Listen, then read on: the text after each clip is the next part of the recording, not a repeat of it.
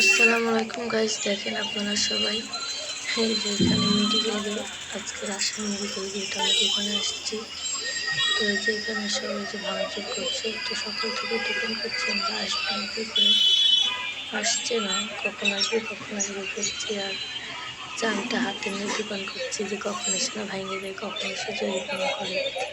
অনেকে তো জরিমানাও করেছে, আবার ভ্যান সিটি কর্পোরেশন চলে গেছে ওগুলো টাকা দিয়ে ঘুরে আসতে হবে, ওগুলো ফাইন আওতায় চলে গেছে। আপনার জরিমানা দিয়ে নিয়ে আসতে হবে, কেন না করার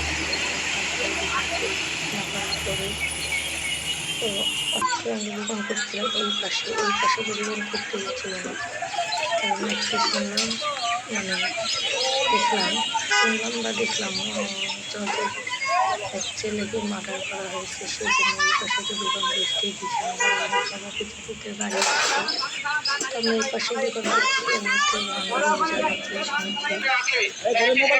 তারপর পরে আমরা হলো করে দোকান করছি এই পাশে। তো এই পাশে আশেপাশে করে ওই যে রাত এখন 7টা বাজছে, তো এখন দেখছি সব গাড়ি নিয়ে সব চলে আসছে। এখানে কিছু গাড়ি তুলেছে, গাড়িতে গাড়িতে কিছু মাল তুলেছে, আর ওইটাকে ভেঙে ফেললো। সব হোটেলগুলো সব এখানে ভাতে হোটেল, একটা হোটেল রাখেনি, সব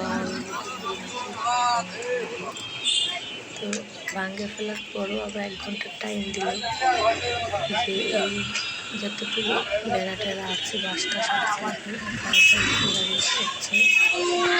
সব দোকানগুলো হয়েছে দেখেন ভেঙে ফেলে দিল। তারপরে যে দেখেন এই যে দেখেন সব কীভাবে ওলাতে ভেঙে ফেলে দিল। আর এই ঘন্টার মধ্যে সরিয়ে নিতে বললো, এগুলো যদি না সরিয়ে নেয় তাহলে আবার সে ভেঙে ফেলে দিয়েছে।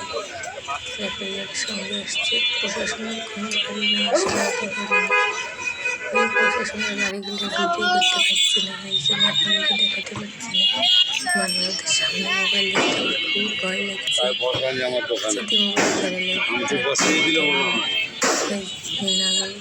দোকান আছে যে ভাঙিনি সরাই নিতে বলেছে, কিছু কিছু ভেঙে দিয়েছে আর কিছু কিছু সরাই নিতে বলেছে। দেখেন এগুলো সব ভেঙে দিয়েছে।